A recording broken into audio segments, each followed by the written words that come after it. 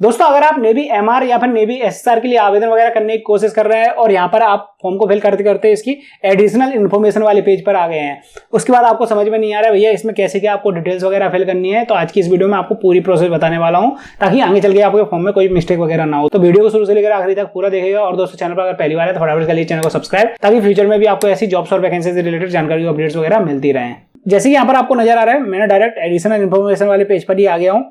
यहाँ पर सबसे पहले आपको ऑप्शन देखने के लिए मिलेगा 10th क्वालिफिकेशन स्टेटस।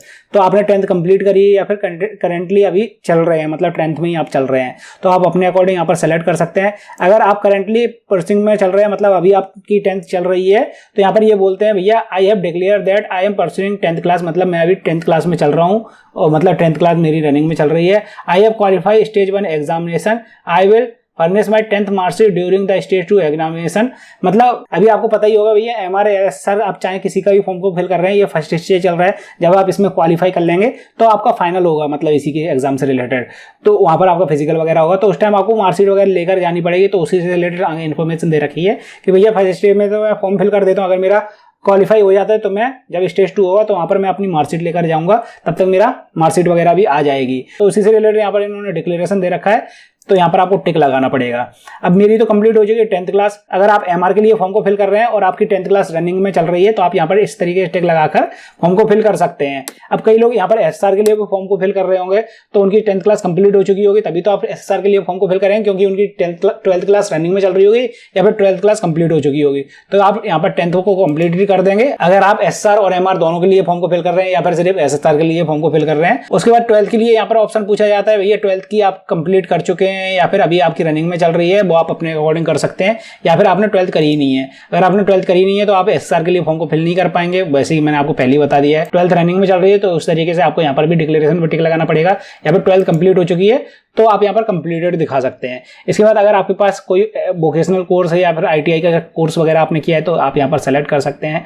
मैंने नहीं कर रखा है तो मैं नो कर देता हूँ। अगर किया है तो आप यहाँ पर यस करेंगे। यहाँ पर उससे रिलेटेड जानकारी वगैरह आपसे पूछी जाएगी, क्या आपने कोर्स किया है, वहाँ पर डिटेल वगैरह आपको फिल करनी पड़ेगी। और मार्कशीट भी दोस्तों यहाँ पर आपको अपलोड करनी पड़ेगी, वो भी पीडीएफ में।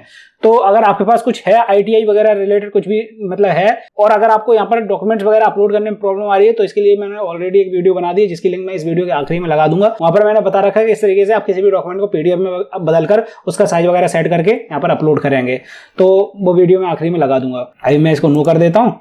इसके बाद दोस्तों यहाँ पर पूछा जाता है आपके पास कोई डिप्लोमा वगैरह है, तो आप यहाँ पर यस करेंगे। उसी से रिलेटेड जानकारी वगैरह यहाँ पर आपको फिल करनी पड़ेगी। स्ट्रीम वगैरह सेलेक्ट करनी है, कौन सा डिप्लोमा आपके पास है, परसेंटेज वगैरह, सर्टिफिकेट नंबर वगैरह यहाँ पर आपको डालना है और अपलोड करना है यहाँ पर डॉक्यूमेंट वगैरह। मैं इसमें भी नो कर देता हूँ। इसके बाद यहाँ पर पूछा जाता है भैया एसएसआर के लिए आप अप्लाई करना चाहते हैं, तो मैं यहाँ पर यस कर देता हूँ।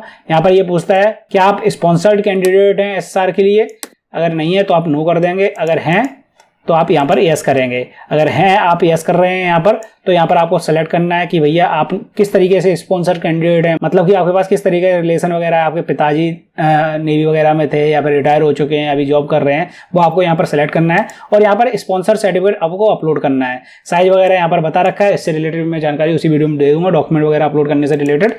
तो इसको भी मैं यहाँ पर नो कर देता हूँ। मेरे पास स्पॉन्सर सर्टिफिकेट नहीं है, अगर है तो वो कैंडिडेट वो वाली वीडियो देख सकते हैं। यहाँ पर मैं डिक्लेरेशन वाले ऑप्शन पर टिक लगाऊंगा। अगर आपको एमआर में भी फिल करना है तो यहाँ पर भी आप यस करेंगे। यहाँ पर आपको एक एक करके अपनी तीनों प्रेफरेंस सेलेक्ट कर लेनी, जैसे कि आप सेप में पहले भर रहे हैं या फिर हाइजीनिस्ट में पहले भरेंगे। आप अपने अकॉर्डिंग यहाँ पर सेलेक्ट कर सकते हैं जो भी आप पहले, दूसरे, तीसरे नंबर पर रखना चाहते हैं। इसके बाद स्पॉन्सरशिप इसमें पूछा जाता है, मैं यहाँ पर नो कर देता हूँ। एनसीसी सर्टिफिकेट वगैरह है या फिर नहीं, इसमें नो करना है या फिर यस करना है, वो आप देख लीजिएगा। स्विमिंग आपको आती है या फिर नहीं, वो आप अपने अकॉर्डिंग यहाँ पर सेलेक्ट कर सकते हैं। तो इस तरीके से दोस्तों आपको अपनी एडिशनल इन्फॉर्मेशन वाला पेज फिल करना था। अगर आपको फिर भी कोई प्रॉब्लम या समस्या आ रही तो आप मुझसे कमेंट सेक्शन में पूछ सकते हैं।